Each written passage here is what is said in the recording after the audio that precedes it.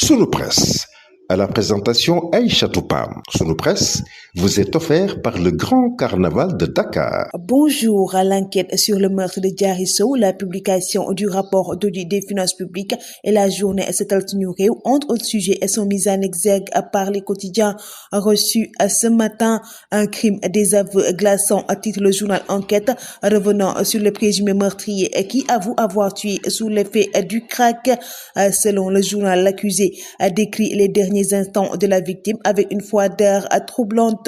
L'autopsie révèle une mort par étrangulation et confusion grave, écartant la thèse du viol. Le journal L'Observateur traite de cette question dans ses colonnes, revenant sur les aveux de l'accusé à qui nie avoir violé la victime. Je l'ai attaqué de derrière, prise par le cou avant de l'étrangler à main nue, explique-t-il. À Modou Fall dit El Hadj, un monstre froid, lit-on en première page du journal Libération.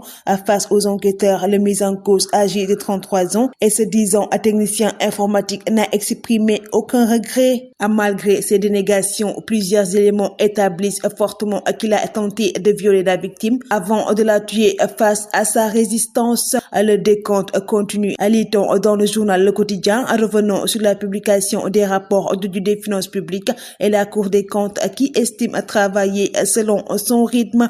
Walf Quotidien s'intéresse sur l'hydraulique rurale et met à sa une forage foiré, revenant sur les 6 milliards de francs CFA dus à la Sénélec, les 500 agents sur la sellette et au fort qui promet de remédier aux difficultés. Silence incompréhensible du gouvernement, lit-on dans le journal Tribune, parlant de la hausse inquiétante du prix du sucre et de l'huile. Le sac de sucre vendu entre 29 500 et 31 000 et le bidon de l'huile qui s'échange à 22 000 francs CFA. Après la presse, l'État met fin à l'anarchie, renseigne le journal Rewmi Quotidien, revenant sur le secteur de la publicité avec une nouvelle loi de réglementation. Les régies publicitaires et les agences de conseil seront tous identifiés et régulés. Les utilisations des plateformes TikTok, Facebook ou YouTube aussi visées.